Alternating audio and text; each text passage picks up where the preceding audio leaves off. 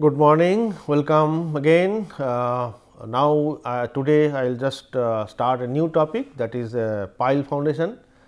And in fact, pile foundation there will be several aspects actually. First of all, how to choose, first of all we need to know when actually you, so we have already discussed shallow foundation, where actually we can make a square, rectangle, strip, different types of footing. We have discussed how to design that type of foundation, we have discussed, and they are actually basically 1 to 2 meter depth. So, because of that it is called shallow foundation.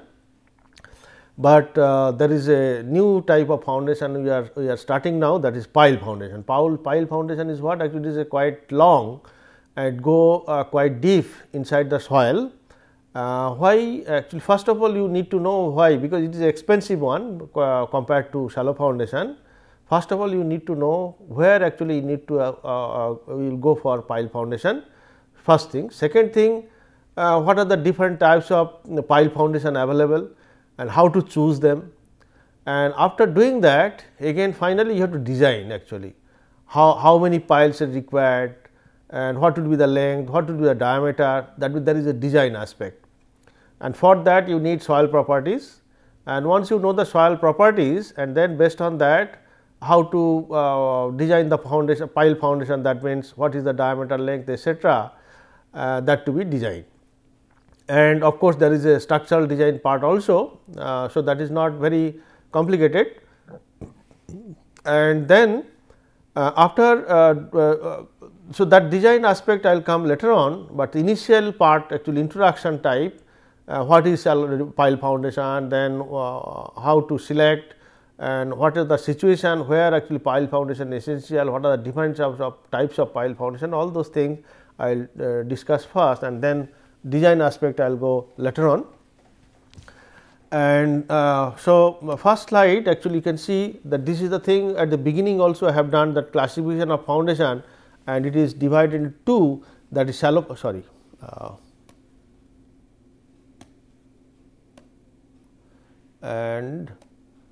so this is actually shallow foundation is and deep foundation, and that is actually you can see that shallow foundation is less expensive as I have mentioned, and it is used for lighter structure and less problematic soil. So, and typical is spread footings, wrapped mat, and all those things we have discussed before.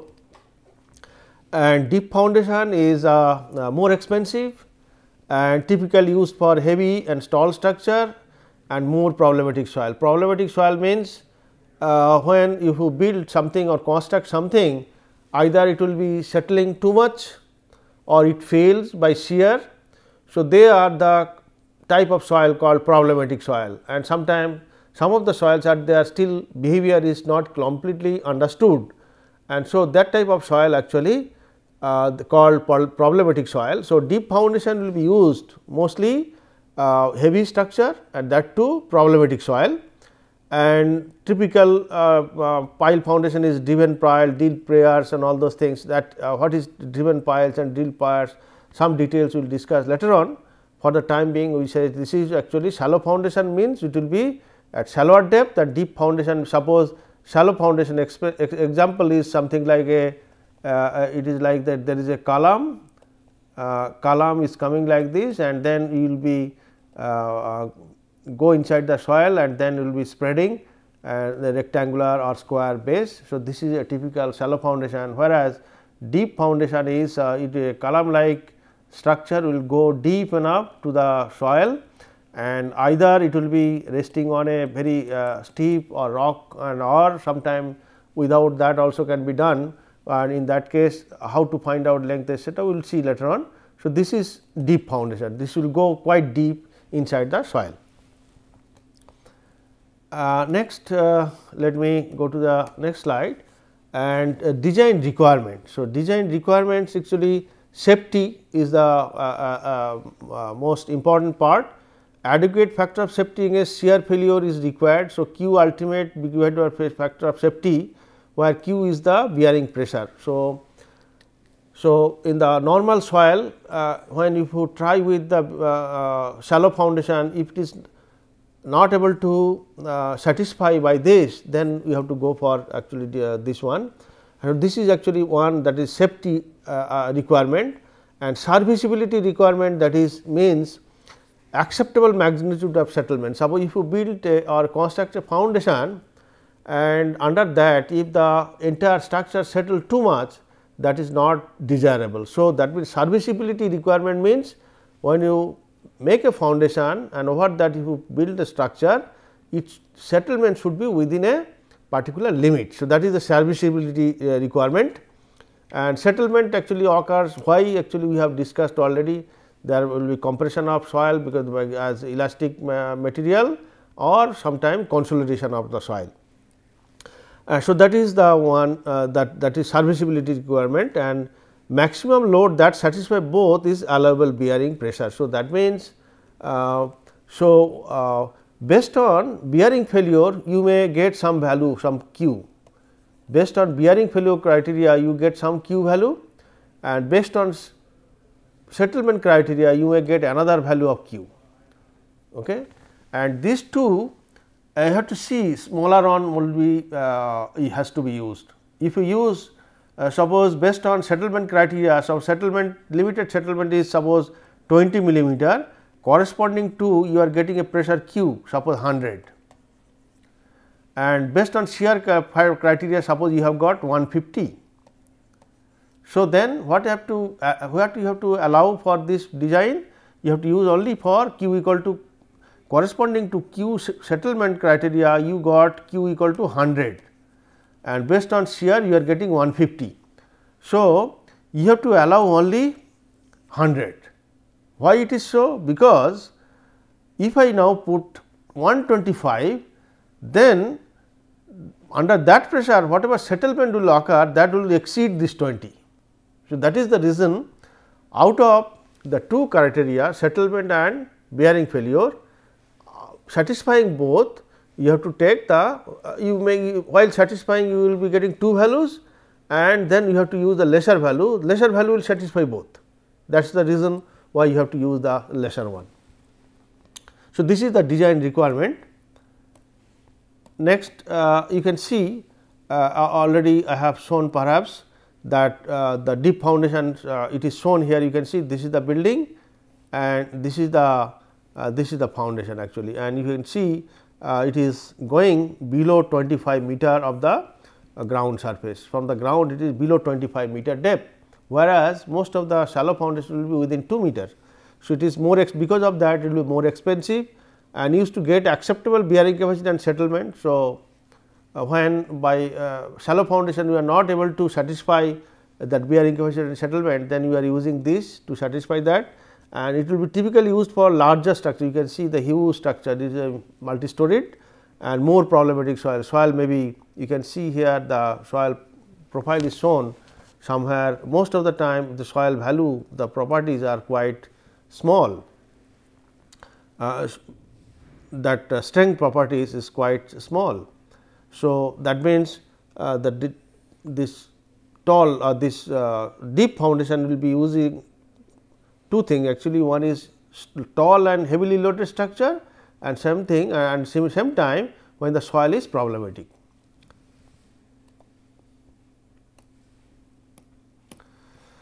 Now, deep foundation need, I have mentioned that I will try to you have to first know why and when you need to use deep foundation. You can see one by one it is listed. First point is here, fill or poor soil condition near to the surface. That means, if there is if this area is filled up by loose soil is loose, and if you try to build anything here, that means this soil will not be good. So, that will fill or poor soil condition near the surface. So, the excavation for putting foundation would be difficult. So, if this is a very loose soil, if you try to excavate here, you will not get this shape, sometime it will collapse and it will become shape like this. So, that is the first point. The soil should be stiff enough and we can make excavation for shallow foundation, and if you cannot do that, then obviously you have to go for deep foundation. That is first point. So, that is near surface if the soil is poor, loose, and you cannot make proper excavation. And second part is ground permeabilities and groundwater condition. That means, if the groundwater table is suppose in the surface, then if you excavate here, immediately water will enter, and every time what you have to, either you have to remove water or you have to do some permanent dewatering system to lower the water table to make suitable for excavation. If that is the situation also, you may not use shallow foundation, instead of that you may use deep foundation. So, these are the second point. Next point is to get acceptable bearing capacity, which may be difficult to achieve by footing foundation. Suppose as I have mentioned that for heavily loaded structure, it is a very large building, and suppose it is a very large building, and if you draw if you do some isolated footing, and whatever pressure it is giving, that pressure may be much bigger than the allowable bearing pressure. So, that means to acceptable bearing capacity, which may be difficult to achieve by footing foundation. That means, if this is the structure, and by footing foundation you may not be able to keep the pressure within the permissible limit. In that case, you have to go for deep foundation. That is already mentioned, that why we use deep foundation for heavily loaded structure. Similarly, to keep the settlement within acceptable limit. So, when suppose this is a moderately high structure, and we can by using your shallow foundation, still we are getting acceptable bearing capacity suppose, but if I apply that much of pressure, you may see that the settlement will be more. In that case, you will not be able to apply that much of pressure. So, if that situation happens, then sometime you will not be able to manage or satisfy by shallow foundation, and in that case you have to go for deep foundation. Similarly, this is a very obvious point, when foundation carry heavy column load, that is obvious that when heavy column load, then automatically if I use shallow foundation, then footing size will be too large, and it will become so large, you may see that one footing overlaps other, or there may be very close footing, two footing become very close, that excavation will be also will be difficult. So, that means when the foundation to carry heavy column load, that situation also you have to go for deep foundation. Further, we can see that foundation required to take large uplift force. When there is if there is a tall structure particularly, and if there is a tall structure, and if you have shallow foundation like this, during earthquake and all, there will be some uplift. So, that means foundation required to take large uplift forces when tension pile may be cheaper than the providing the necessary footing size with the mass to resist the uplift. So, that means in the situation where there is uplift, and if there is a shallow foundation, if you use, you have to make some arrangement to resist that uplift. So, that will be sometime will be expensive. Instead of that, if you put the pile deep, then the uplift force can be very easily taken. Similarly, foundation required to be stiffer than can be achieved with footing foundation. That stiffer means whatever I have mentioned already, that settlement. If the settlement is more, that means less stiff, and settlement less means it will be stiffer. So, that means by shallow foundation, whatever stiffness we can achieve, if you require more than that, then also you have to go for deep foundation. And then last point, perhaps the poor soil condition when ground improvement techniques may prove more expensive than the piles. As I have mentioned that not necessarily that when the ground condition close to the surface is poor and you have to go immediately for deep foundation. What is we have another alternative also, that is we can use various techniques by which actually we can improve the soil properties, strength and other property. Compressively you can reduce, strength can be improved by there are several ground improvement techniques, we can apply them, and by that we can improve it. But sometime if it is so poor or you need improvement up to such a great depth, then the ground improvement may not be beneficial. So, instead of that if you use pile foundation may be beneficial. So, that is another point actually why you need deep foundation.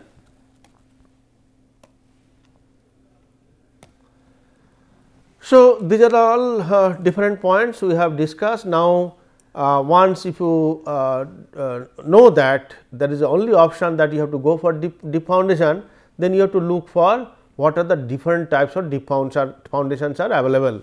So, for that you can see that deep foundation class can be classified as piles, drill piers and caissons, and they are almost similar, only by some way they are little different, and sometimes some are larger diameter, some are smaller diameter like that, and caisson is totally different. Generally it is a large diameter, it is like a short column, actually it works. So, we will see that what are the difference functionally. The functional features are similar for each of the, whether it is pile or drill piers or caisson. Most of the time they take compressive load, and is typically subjected to an axial load, that may not necessarily tension, maybe uplift also. So, there will be axial load, most of the time will be axial load. So, if this is a pile, so either it will be this way or it will be this way.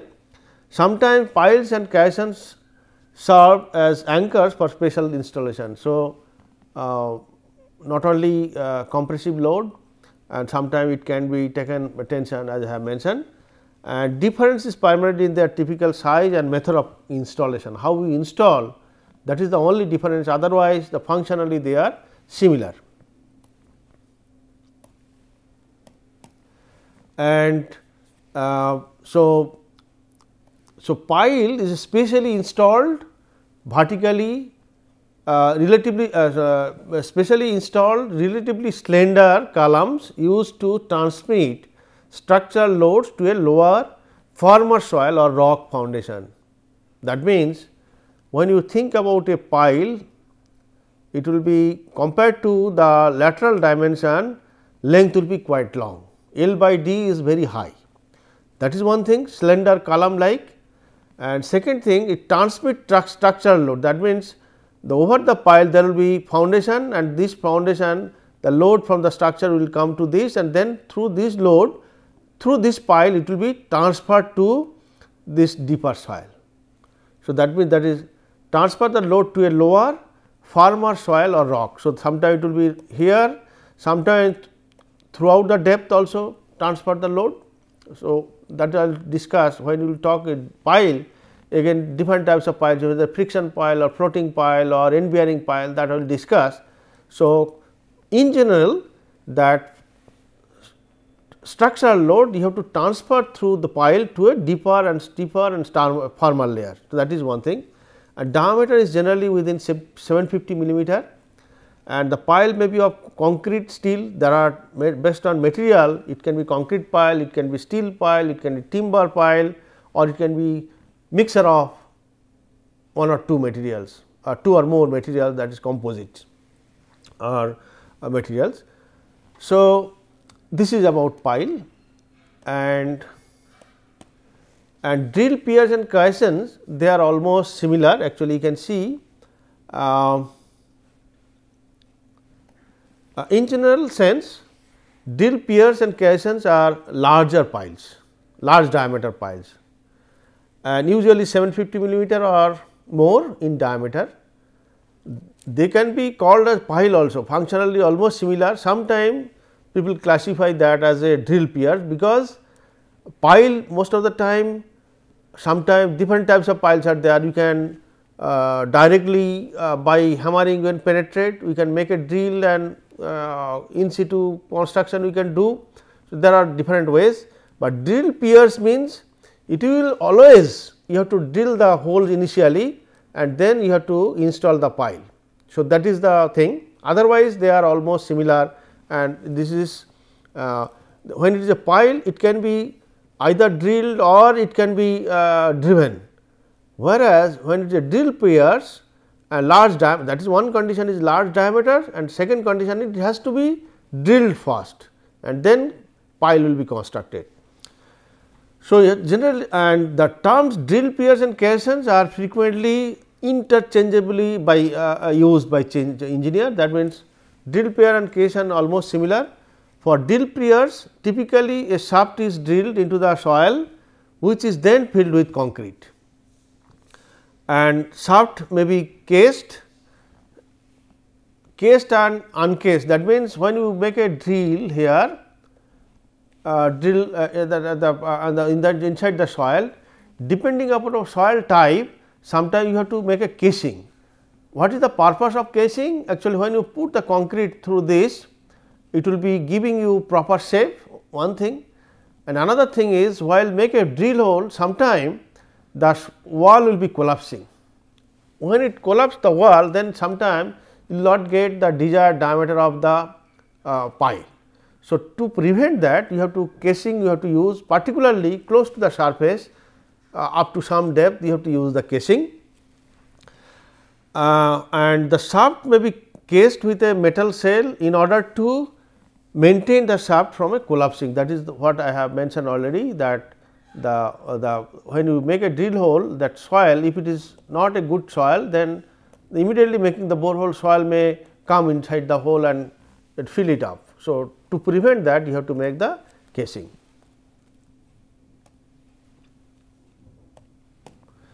And the casing may be left in the place also as part of the pier, or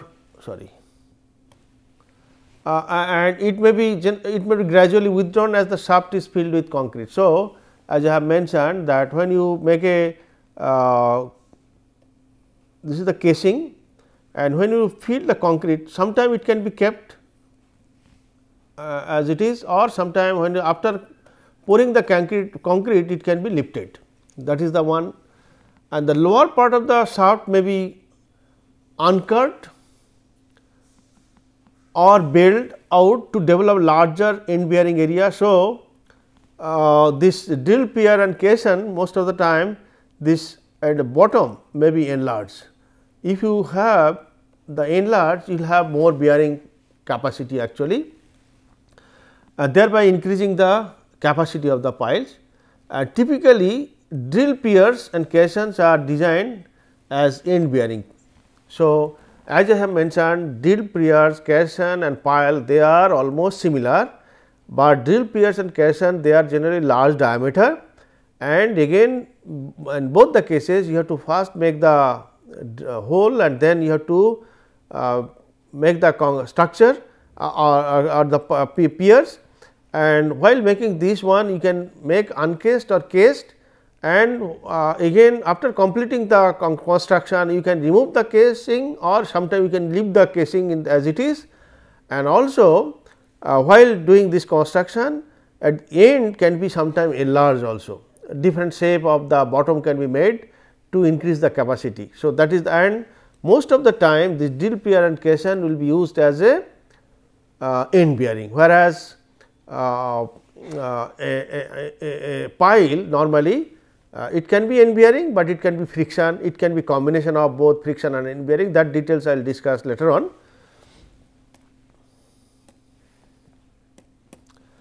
And once if you know that based on your structural condition what type of pile you required, whether you require piers and caisson, that is actually generally required for the bridge foundation, whereas pile most of the time it is required for buildings. And once you know that whether your requirement is pile or caisson or piers, then after knowing that again we can go for design, but pier and caisson we will not discuss much actually, we will discuss in detail about the pile. And now pile foundation, again once you decide that you have to go for pile foundation, then you have to see what are the different types of pile, and that pile classification can be based on material first, and if you classify the based on material, that you will have, it can be mentioned as a timber pile, it can be mentioned as a steel pile, it can be mentioned as a concrete pile, it can be mentioned as a composite pile. And again since you have different types, where you will use timber pile, where you will use steel pile, where you will use concrete pile, where you will use composite pile, there will be some criteria to be so known. And so, to choose that you need to know that timber pile, what should be the diameter, what should be the length. So, that sometimes will give you the limitation that you cannot use particular area.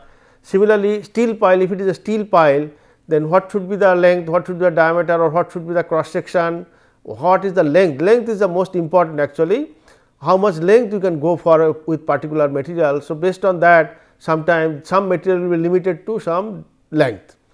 So, similarly concrete, what is similarly composite, what are the different. So, some material again you have to, where you are constructing the pile, that you have to know, and again maybe if there is a particular area where timber may not be suitable because of some environmental condition, that timber will be spoiled quickly. Similarly, there may be some environment where steel may be corroded quickly. So, you will not be able to use that.